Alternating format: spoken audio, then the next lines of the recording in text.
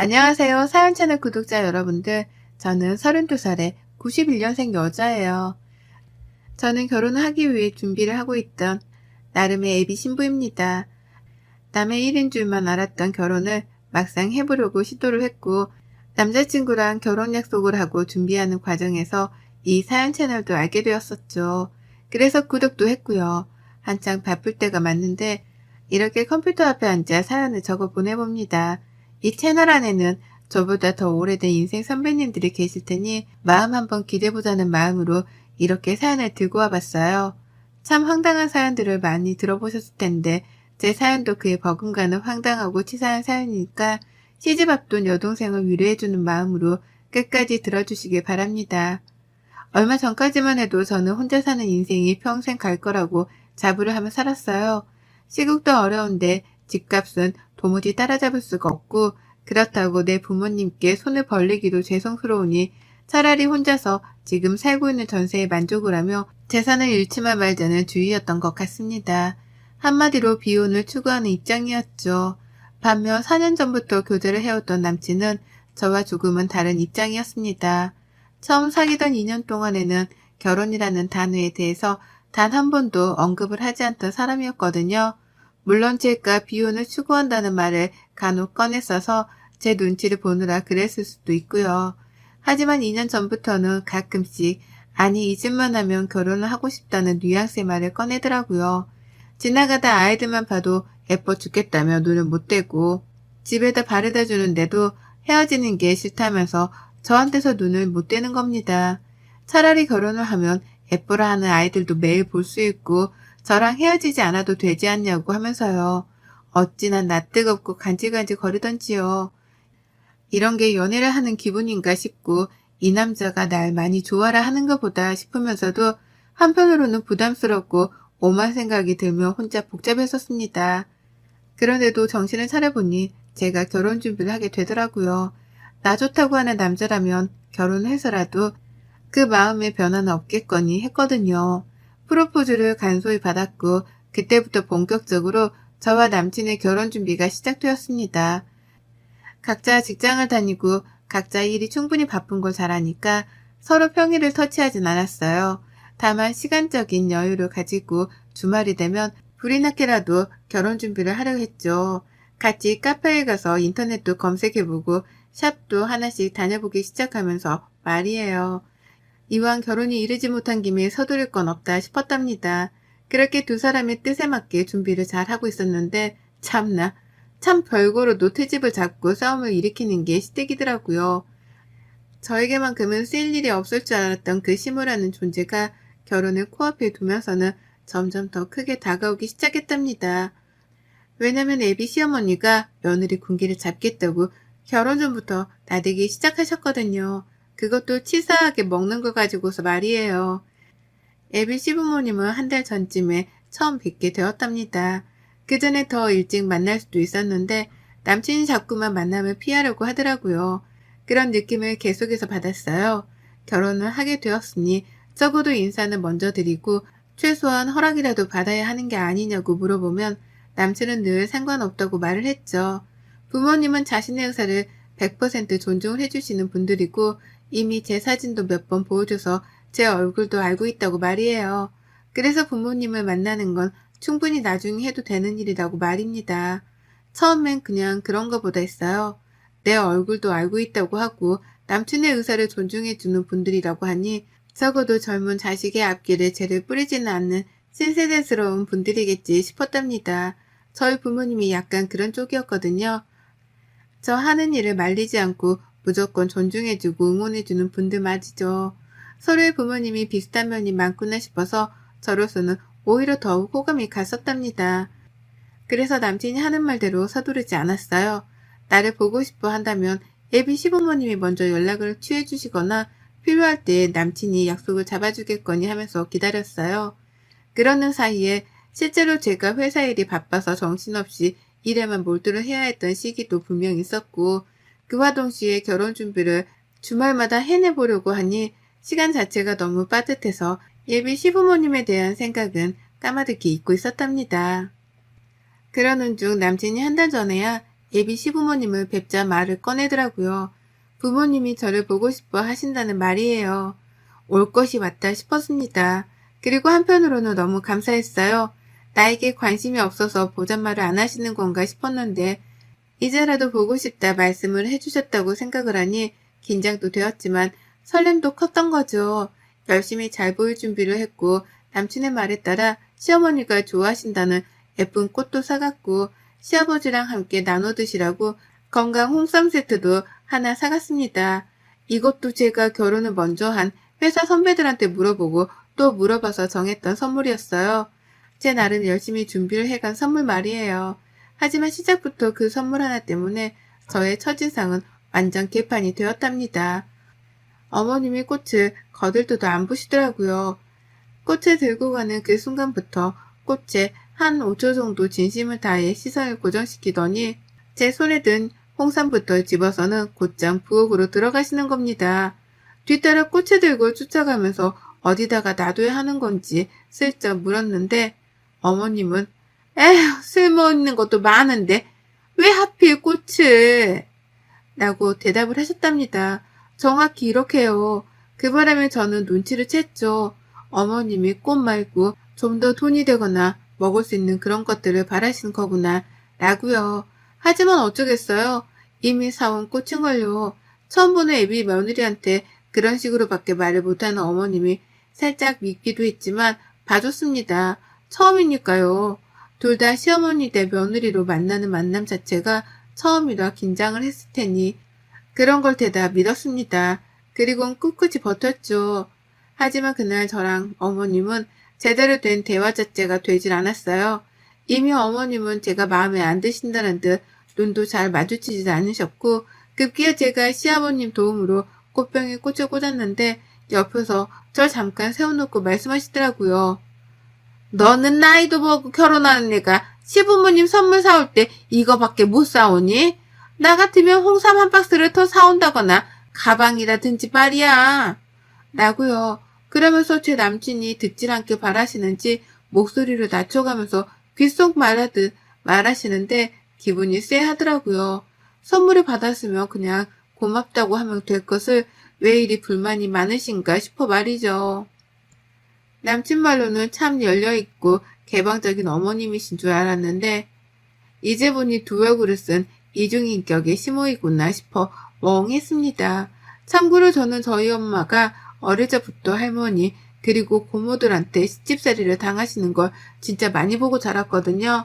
쥐뿔도 없는 집안인데 시댁 사람들이라는 이유만으로 며느리한테 갑질하면서 일을 시키고 뽑아먹을 걸 다 뽑아먹으려고 하는 그런 집안이었죠. 그걸 보면서 결혼이라는 생활 자체에 이골이 날 만큼 난 저였습니다.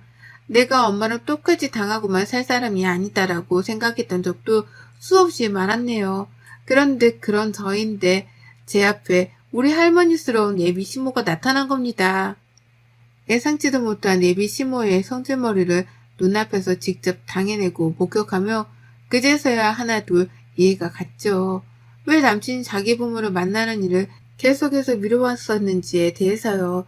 남친도 자기 엄마 성질을 잘 알고서는 겁이 나서 제게 소개를 늦게 시켜주려고 했던 겁니다. 방금 전까지는 내게 최고의 신랑이 되어줄 것만 같았던 남친이었는데요.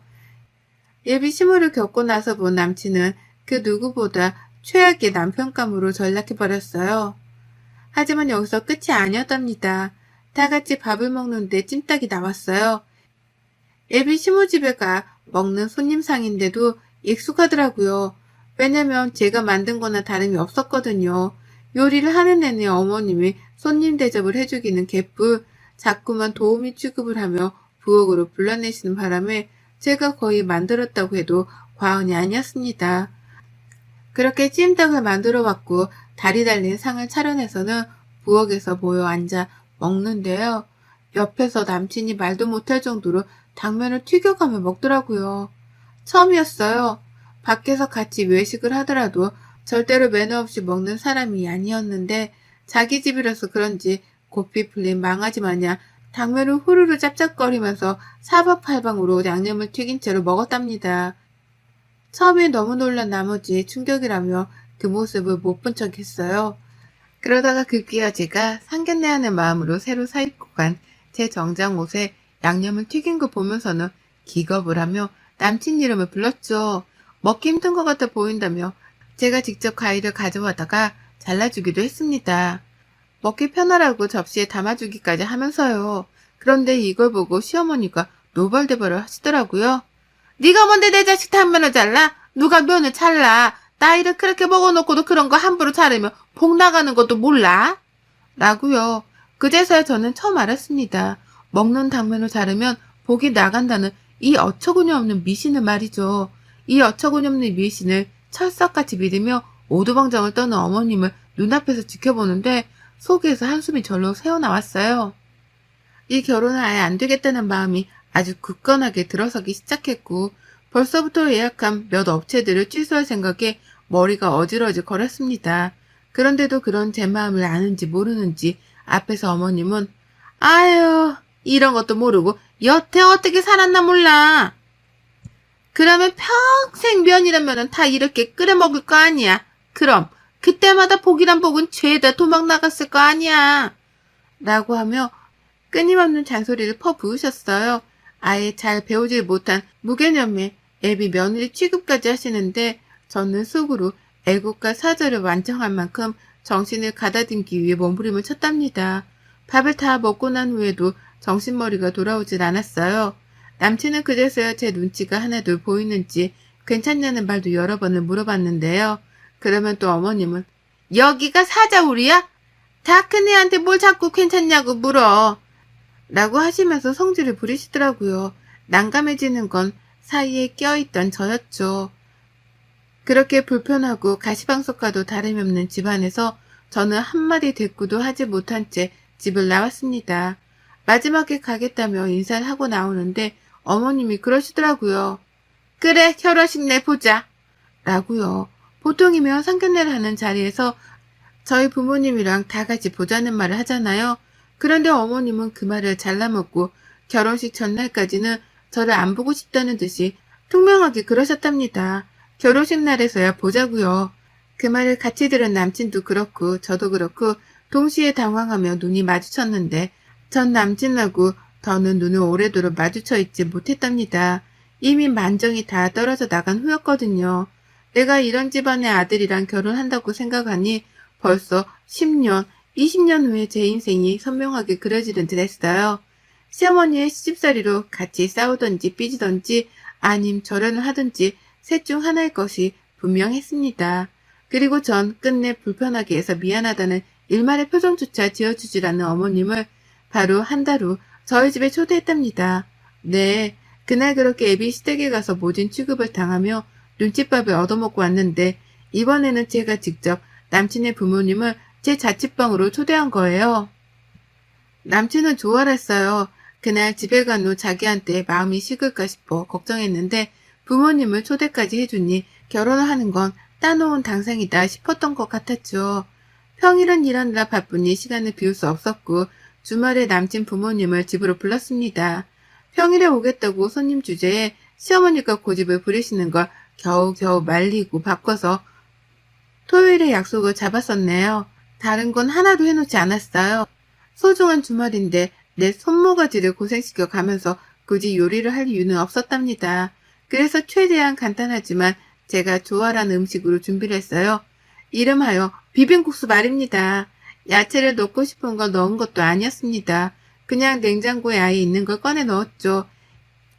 양파, 당근, 사과가 있길래 얇게 썰어 대야에 넣고 야채가 있어야 하나 싶어서 베란다에서 조그맣게 키우고 있는 상추를 따다가 넣었네요. 그리고서는 계란을 삶고 면을 삶았습니다. 요리를 다 하고 나니까 30분이 채 걸리지도 않았어요. 그러는 사이 예비 시부모님은 남친을 따라 집에 들어왔고 어머님은 집안을 아주 그냥 제 집 마냥 샅샅이 뒤져보시더라고요. 베란다에 나가서는 제가 키우는 반려식물들을 보며 이런 건 다 공간 낭비인데 라고 잔소리까지 꺼내 드셨답니다.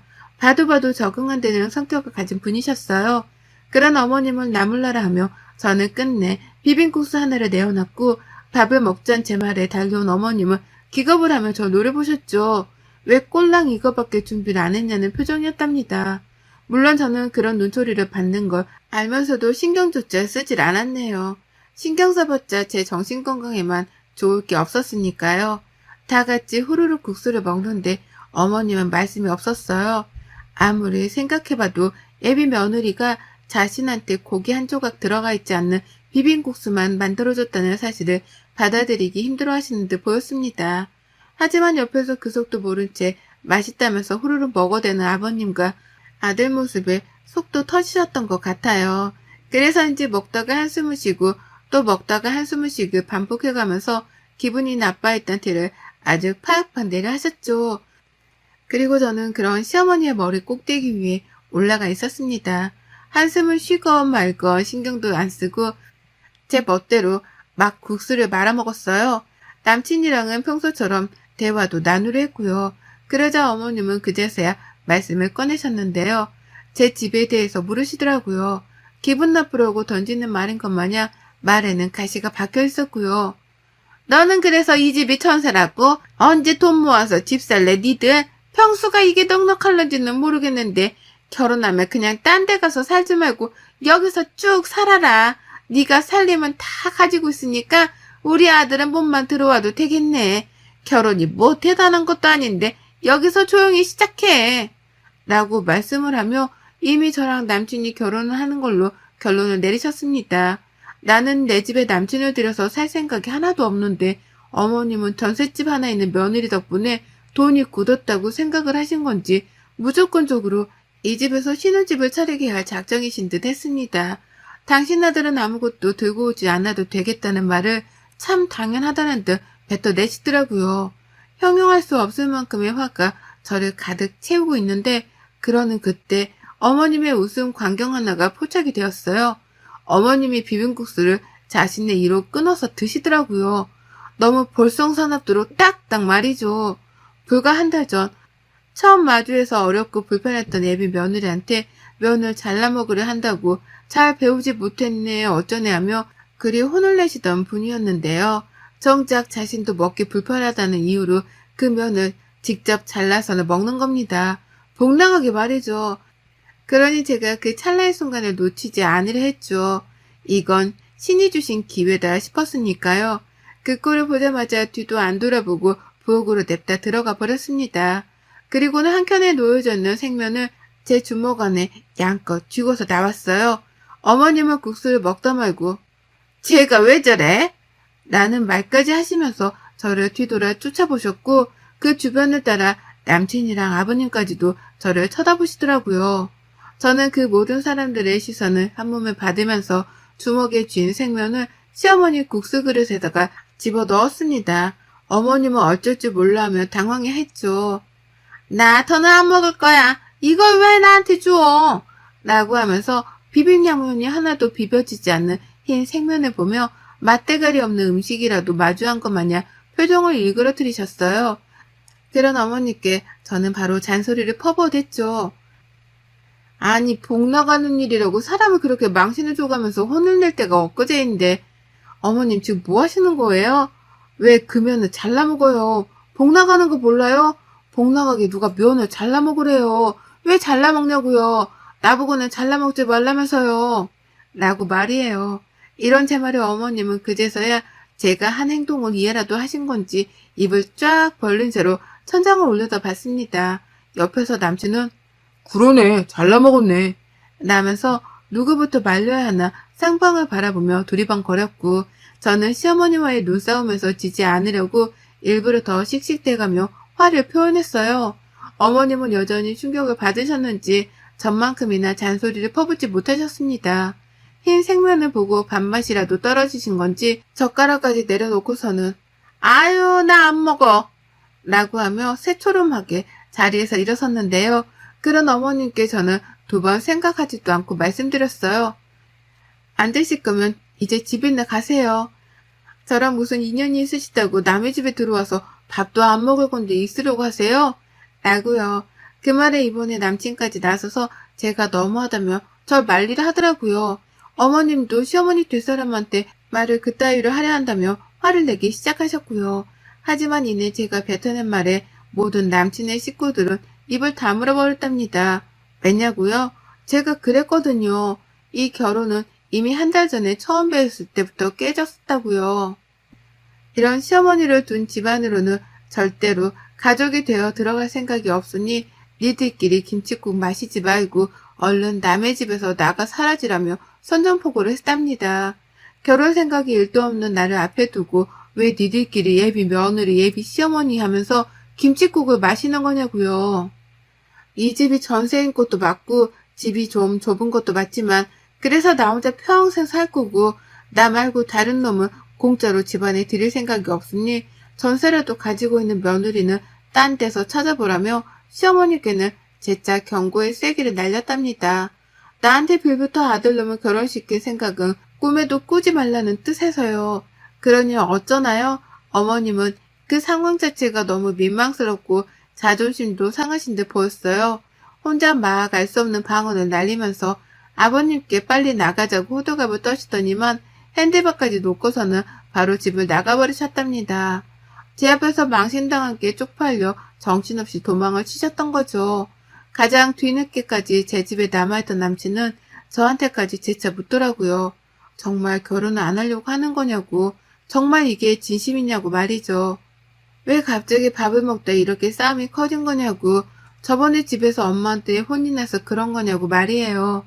이 일을 가지고서 남친은 겨우 예비 시어머니한테 혼이 나서 버린 저의 복수 같은 걸로만 취급을 하려 하더라고요. 심각성을 잘 알지 못하는 듯 보였답니다. 그래서 저는 재차 확답을 해줬어요. 너랑 결혼 안 해. 안 해! 라고 말이에요. 그 말에 남친은 어머님을 대신해서 사과를 하다가 결국 지도 자존심이 상했던지 자기 엄마 핸드백을 챙기고 집을 나가버렸답니다. 죄인처럼 어깨도 못 펴고 나가는 게 안쓰러워 보이긴 했지만 그로써 저는 마침내 해방감을 느꼈답니다. 잠깐 동안 결혼하겠다고 설레발을 치고 다녔던 것이 조금은 부끄러울 만큼 지금의 저는 다시금 혼자의 자유를 되찾고 지긋지긋했던 이 예비 시댁하고 손절을 쳤어요. 결혼을 했으면 평생 발목이 붙잡혀 살았을 텐데 손절을 치고 남남이 되니 이렇게는 행복할 수가 없습니다. 다시 행복을 찾게 해준 비혼 생활이니 더 좋은 집안과 사람을 만나기 전까지는 이 비혼 생활을 잊지 않고 이어나갈래요. 여러분의 생각은 댓글로 남겨주세요. 오늘도 시청해 주셔서 정말 감사합니다.